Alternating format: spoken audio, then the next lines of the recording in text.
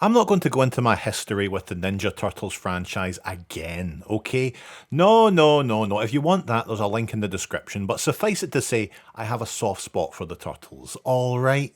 I honestly didn't think I'd be picking this up. A lot of the collaboration line has left me feeling either quite cold or eventually a little swindled, but seeing this thing in person at TF Nation, it completely changed my mind. Even the packaging helps this thing feel like an event. I just can't get over Leonardo's little face here, look. And also, just look at the size of it. It's a wonderfully chunky big boy. There's a quality here that definitely feels in step with the adult collectible, but it feels like a proper toy too. I just adore the sculpting, how much fun it is to handle, even if a lot of the pieces like the shoulder armour and the wheels on the waist like to get in the way. But there's a range of movement which is fine for your purposes anyway, and for once we can't even argue that there's a pretty significant backpack. You can take the spoiler off the back too, but I don't really understand why you would. So we have them in their more generic mode here. In this mode, I like to have the front of their van mode on the chest for a little bit of differentiation, you know? Still, even without that, no emblem on the belt, no bandana. That's a shame, you might say, because you're never happy, but there's a solution in the form of god tier accessory storage. If you strip them down like Alex Murphy, you see just how much stuff Party Wallop comes with. It's a testament to other Turtles lines in just throwing in tons of accessories. We have the ability to turn this run-of-the-mill shithead into any Teenage Mutant Ninja Turtle. Isn't that wonderful? Remove the top of the head and replace it with one of four, and since it's my channel, and they're the best one, we'll start with Raphael. Open up the belt and you can spin around to the appropriate letter, and I know I might seem easily impressed, but isn't that incredible? We get our little sais, which you can either hold in the hands or plug them here into the side skirts. There is a lot to enjoy here. It's a little bit overwhelming, to be honest. You can use the front plate of the van as a shield too on the arm, which I can recommend because for some reason, once they actually become a Ninja Turtle, you need that proper chest sculpt or it's all ruined.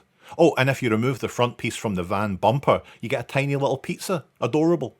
Next up is Donatello, who comes with this collapsible bow staff weapon. God, I feel smarter already just looking at him.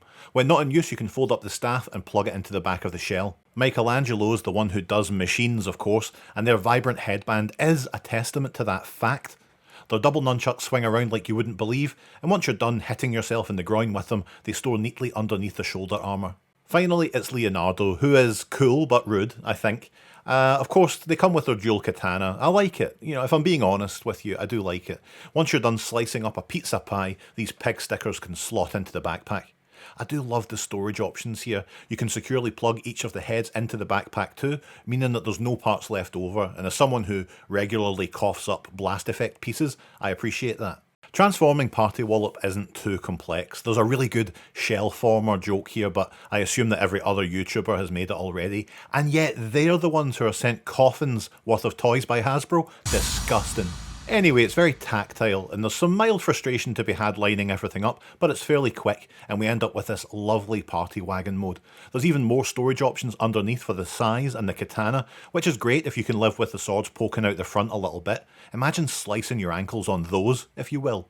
It's a little bit gappy, but I'm very happy with how this turned out. You can move the guns up and down, they're blast effect compatible. Hold on. Lovely. This really is an impressive collab. I was a little worried I would let my affection for the turtle steer me towards liking this more than it deserves, but it's an absolute belter. It's easily my favourite of the collaborations so far.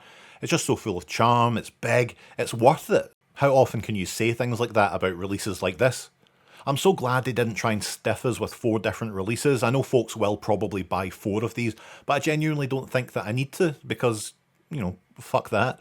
But I cannot recommend this enough. It's a joy to mess with, and it probably will be propping up my top 5 toys of the year come December, which is high praise. I know, I'm sure Eastman and Laird are high-fiving each other right now listening to this, while shagging a gold statue of Mick Jagger on the moon. Well, thank you to everyone who watches our daft videos here at TRDQ. If you enjoyed it, why not like the video? Go on, take a second, hold on. Maybe subscribe if you haven't already, actually, do that as well. Let's just see how you get on. Anyway, big thanks to our supporters at patreon.com/TRDQ, especially Travis Kindred, who has a huge love for the 1997 free-to-play mail-away Star Wars promotional Ghost Obi-Wan. And I'll be honest, I did initially laugh at this when I looked up the pictures. Okay, bye.